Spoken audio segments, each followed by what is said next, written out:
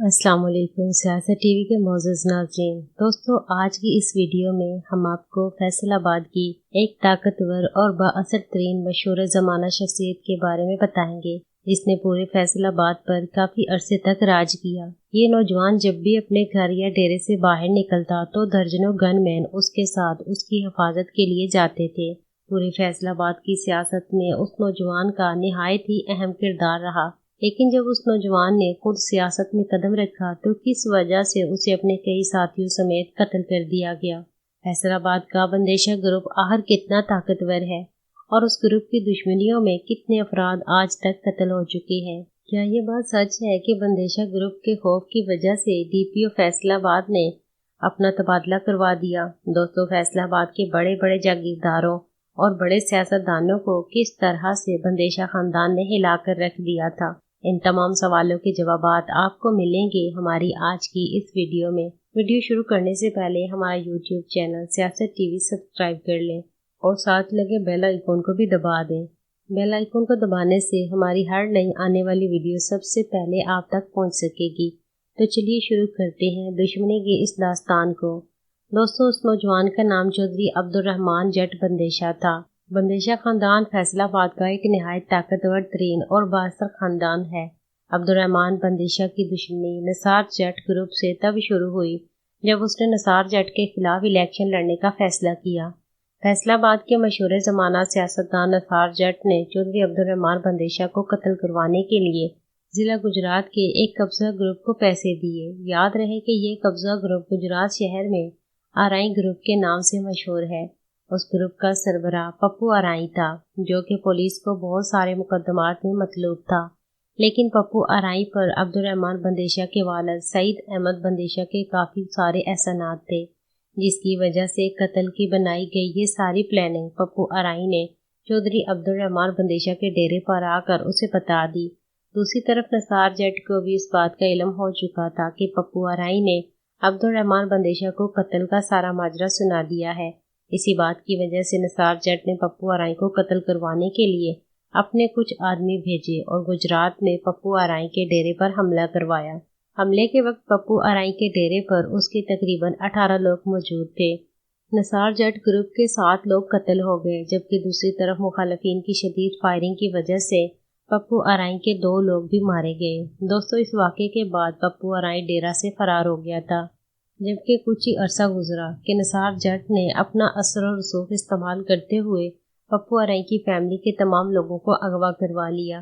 Chaudhary Abdurrahman Bandesha और उसके करीबी दोस्त बिलाल चीमा नंबरदार ने इस सारे वाक़े का मुकदमा पुलिस ने दर्ज करवाया, क्योंकि उन लोगों को इल्म था कि पुलिस इस सारे मुकदमे में कुछ भी नहीं कर सकेगी। अब्दुर्रहमान बंदेशा ने अपने तमाम गार्ड्स और कब्जा ग्रुपों के साथ राब्ते किए और पप्पू आरआई की फैमिली का सुराग एक मुखबरी के जरिए लगवाया। बताया जाता है कि निसार जट का एक कज़न उन्हीं दिनों में एसपी फैसलाबाद के ओहदे पर तैनात था। अब्दुर्रहमान बंदेशा के कुछ आदमियों ने एसपी शुएब जट के घर पर हमला कर दिया। उन्होंने एसपी के घर के बाहर तैनात 4 पुलिस एहलकारों को पहले अगवा किया और फिर ये लोग घर के अंदर घुस गए। इस तरह से अब्दुर्रहमान बंदेशा के आदमियों ने एसपी के घर में मौजूद पप्पू आरआई की अगवा की गई फैमिली को बाजियाब करवाया। बाद में अब्दुर्रहमान बंदेशा ने पप्पू आरआई के सारे खानदान को अपनी जेब से खर्च करके दुबई भिजवा दिया। दोस्तों, एसपी हाउस में किए गए हमले के इस वाक़े के अगले रोज ही आईजी पंजाब मुश्ताक ने एक एमरजेंसी मीटिंग बुला ली। उस मीटिंग में फैसलाबाद के डीपीओ ने अब्दुर्रहमान बंदेशा को गाली दी। अब्दुर्रहमान बंदेशा को मीटिंग के दौरान गाली देने की खबर एक और डीपीओ जिनका ताल्लुक खानेवाल से था, उन्होंने सुनाई। चंद रोज बाद अब्दुर्रहमान बंदेशा और उसका दोस्त बिलाल चीमा डीपीओ ऑफिस फैसलाबाद में गए। ये लोग जैसे ही डीपीओ ऑफिस में एंटर हुए तो उसी डीपीओ ने दोबारा से अब्दुर्रहमान बंदेशा को गाली दी। तैश में आकर उसके दोस्त बिलाल चीमा ने एक शीशे का जग उठाकर डीपीओ के सर पर मारा, जिसकी वजह से डीपीओ शदीद जख्मी हो गया। ये दोनों नौजवान डीपीओ को शदीद जख्मी करने के बाद उसे कमरे में बांध कर वापस चले गए। इस वाक़े के बाद बिलाल चीमा नंबरदार और अब्दुर्रहमान बंदेशा के खिलाफ पंजाब पुलिस ने दहशतगर्दी के मुकदमात दर्ज किए, लेकिन इसके बावजूद भी पुलिस उन दोनों नौजवानों को गिरफ्तार न कर सकी। کیونکہ عبد الرحمان بندیشہ نے اپنا اثر و رسوخ استعمال کرتے ہوئے اپنے اوپر بنے تمام مقدمات خارج کروا دیے۔ بتایا جاتا ہے کہ یہ مقدمات ختم کروانے میں بندیشہ فیملی کے ہی ایک فرد کا بہت بڑا ہاتھ تھا، جو کہ انگلینڈ میں ایک بڑا بزنس مین ہے۔ دوستوں، وقت گزرتا رہا اور عبد الرحمان بندیشہ اور نثار جٹ گروپ میں دشمنی طول پکڑتی گئی۔ بتایا جاتا ہے کہ فیصل آباد کے لوگ عبد الرحمان بندیشہ کو اپنا مسیحا سمجھتے تھے۔ عبد الرحمان نے اپنے قریبی دوست بلال چیمہ نمبردار کو تمام تر اختیارات دے رکھے تھے اور یہ شخص بھی بندیشہ گروپ کی طرح لوگوں کی مدد کیا کرتا۔ بلال چیمہ نے نثار جٹ گروپ پر 3 قتلوں کے مقدمات بھی درج کروائے ہوئے تھے۔ یہ 3 قتل تب ہوئے تھے جب نثار جٹ کو ان تینوں لوگوں نے ووٹ دینے سے انکار کیا تھا اور نثار جٹ نے بدلے میں اپنے آدمی بھیج کر یہ 3 لوگ قتل کروائے۔